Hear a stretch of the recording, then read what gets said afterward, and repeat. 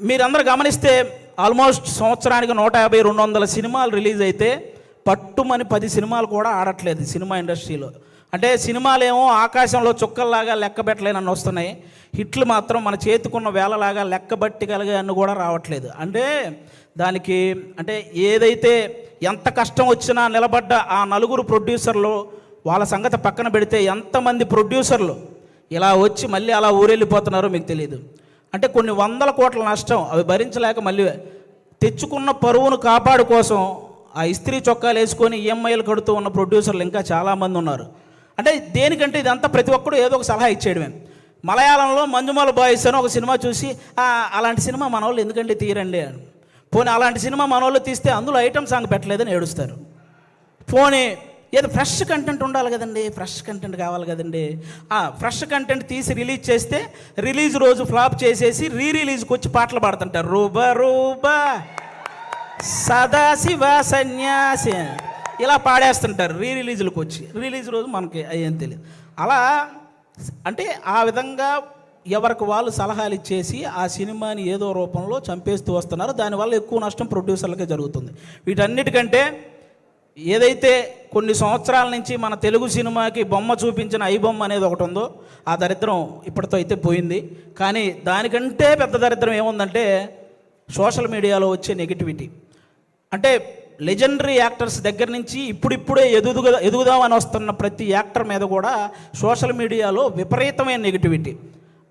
అది కొంతమందికి ఇప్పుడు నాలాంటి వాడు మీరు చేశారనుకో నాకు పెద్ద బాధ ఏమి ఉండదు, నేను మా ఇంట్లో అమ్మా నాన్నలకి నేను చెప్పుకోగలను, అవేం పర్లేదు నేను చూసుకుంటాను. కానీ కొంతమంది అందరికీ అలా ఉండదు. కొంతమంది వాళ్ళ పేరెంట్స్ సెన్సిటివ్ అయి ఉండొచ్చు, ఆ పర్టికులర్ యాక్టర్ సెన్సిటివ్ అయి ఉండొచ్చు. అలా ట్రోల్ చేయడం వల్ల వాళ్ళు మనస్తాపానికి గురైపోయి ఖచ్చితంగా వాళ్ళు చేసే ప్రాజెక్టుల విషయంలో కానీ వాళ్ళు చేసే పనుల విషయంలో కానీ వెనకపడుతూ ఉంటారు. అది మీరు గమనించాలి. నేను ఓన్లీ ఏదో చిన్న చిన్న వాళ్ళ గురించి చెప్పట్లేదు. మన తెలుగు సినిమాని ఆల్మోస్ట్ మన దేశాన్ని తలెత్తుకునేలా చేసిన రాజమౌళి గారు లాంటి వాళ్ళే ఒక పోస్టర్ వదిలితే దాని మీద ట్రోల్ చేసి ఆయన్ను కూడా తలదించుకునేలా చేస్తున్నాం. అరే ఒక అనుకున్న ఈవెంట్లో అనుకున్న టైం ప్రకారం ఒక గ్లిమ్స్ ప్లే అవ్వలేదని ఎమోషనల్ అయ్యాడు. అంటే ఆయనకు ఆ సినిమా పట్ల ఉన్న హార్డ్ వర్క్ గురించి, ఆయనకు ఆ సినిమా పట్ల ఉన్న డెడికేషన్ గురించి మనం హ్యాట్స్ ఆఫ్ చెప్పాల్సింది పోయి అందులో కూడా ఏవో కారణాలు వెతుక్కొని ఎలాగోలాగ ట్రోల్ చేయాలి. అక్కడ తప్పు జరగలేదు అసలు. ఆయన బేసిక్గా నాకు రామాయణం మహాభారతం అంటే చాలా ఇష్టం అని చెప్పిన వ్యక్తి. అలాంటి వ్యక్తి ఎవరైనా రాముడి గురించి నాకు తీసే అవకాశం వచ్చిందని చెప్పిన వ్యక్తి. ఆయన ఆ రోజు హనుమంతుడి మీద అలిగాడే కానీ అవమానించలేదు. ఇది ఒక్కటి అందరూ గుర్తుపెట్టుకోవాలని నేను మనస్ఫూర్తిగా కోరుకుంటాను. ఒకరు కాదు, సినిమా కోసం ఎన్టీఆర్ గారు సన్నబడితే ఆయన మీద ట్రోలింగ్, మన బాలకృష్ణ గారు మాట్లాడితే ట్రోలింగ్, అల్లు అర్జున్ గారు నవ్వితే ట్రోలింగ్, సాయి ధర్మతేజ్ గారు యాక్సిడెంట్ అయ్యి ఆయనకు మాట్లాడడానికి ఇబ్బందిగా ఉంటే దాని మీద కూడా ట్రోలింగ్. అరే మనం బయట దేశాలకు వెళ్తే జస్ట్ మనం బాహుబలి అంటే కానీ మీరు ఇండియనా అనే పరిస్థితి ఉండదు. అలాంటి ప్రభాస్ గారు లుక్స్ మీద ట్రోలింగ్, రామ్ చరణ్ గారు చికిరి చికిరి అనే సాంగ్ పక్క దేశాల వాళ్ళు కూడా రీల్ చేస్తున్నారు. అలాంటి ఆ స్టెప్పుల మీద ఇక్కడ ట్రోలింగ్. ఒకరు కాదు, విజయ్ దేవరకొండ గారి మీద మన ఇండస్ట్రీ వాళ్ళే ట్రోలింగ్. అంటే ఒక వ్యక్తి ఇంకా అంతకు మించి ట్రోలింగ్ అంత మానసికంగా ఒక వ్యక్తిని కుంగవేయాల్సిన పనే ఉంది. ఇప్పుడు బాహుబలి, RRR, పుష్ప ఎలాగో ఒక వర్గానికి అర్జున్ రెడ్డి లాంటి సినిమా కూడా అలాగే. అతనికి బౌన్స్ బ్యాక్ అయ్యే టైం కూడా ఇవ్వకుండా అతని మీద అంత ట్రోల్ చేస్తూ ఉంటే అతను ఎంత ఇబ్బంది పడతాడో ఆలోచించాలి. ఒక శ్రీలీల అని ఒక తెలుగు అమ్మాయి ఇక్కడి నుంచి బాలీవుడ్, తమిళనాడు ఇలా వెళ్ళి అన్ని ఇండస్ట్రీల్లో వర్క్ చేస్తుంటే ఆ అమ్మాయి డ్యాన్స్ చేస్తుంది కానీ యాక్టింగ్ పెద్ద.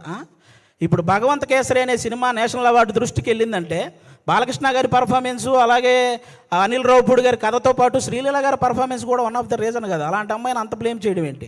ఒకటిగా మెగాస్టార్ చిరంజీవి గారి మీద డీప్ ఫేక్ AI వీడియోలు చేశారబ్బా. ఇంతకంటే దరిద్రం ఏమైనా ఉంటుందా? నాకు తెలిసి ఆయన రికార్డులు కొట్టిన పోస్టర్లు గోడల మీద పడేటప్పుడు ఆ ట్రోలింగ్ చేసినోడు వాళ్ళ అమ్మ కడుపులో కూడా పడి ఉండడు. అలాంటి వ్యక్తులు వాళ్ళు. ఆయన 3 దశాబ్దాలు 1వ నంబర్ పొజిషన్లో ఉన్నప్పుడు వీడికి అసలు ఒకటంటే ఇలా ఉంటుందని కూడా తెలియదు. మన తుఫాన్ వచ్చిన ఆయన సినిమాల కోసం మనం పరిగెత్తుకుంటూ వెళ్తున్నప్పుడు వాడికి నడవటం కూడా వచ్చి ఉండదు. అలాంటి వాడు వచ్చి మెగాస్టార్ చిరంజీవి గారి మీద ట్రోల్స్. అరే మెగాస్టార్ చిరంజీవి గారు ఒక స్టేట్కో ఒక క్యాస్ట్కో సంబంధించిన వ్యక్తి కాదు, ఒక దేశం గర్వించదగ్గ వ్యక్తి మెగాస్టార్ చిరంజీవి గారు. అలాంటి వ్యక్తి మీద ట్రోలింగ్. ఈ ట్రోలింగ్ ఎందుకు, వీటి వల్ల సినిమా ఎందుకు చనిపోతుంది అంటున్నానంటే నేను హీరోల మీద ట్రోలింగ్ చేయడం వల్ల, ఇంతమంది స్టార్ హీరోల మీద ట్రోలింగ్ చేయడం వల్ల రేపొద్దున తెర మీద వాళ్ళు హీరోయిజం చూపించినా అది చాలా కామెడీగా అయిపోతుంది నార్మల్ జనాలకు చూసే వాళ్ళకి. అందుకే ఆ హీరోయిజం ఫెయిల్ అవుతుంది కాబట్టి సినిమాలు ఫెయిల్ అవుతున్నాయి.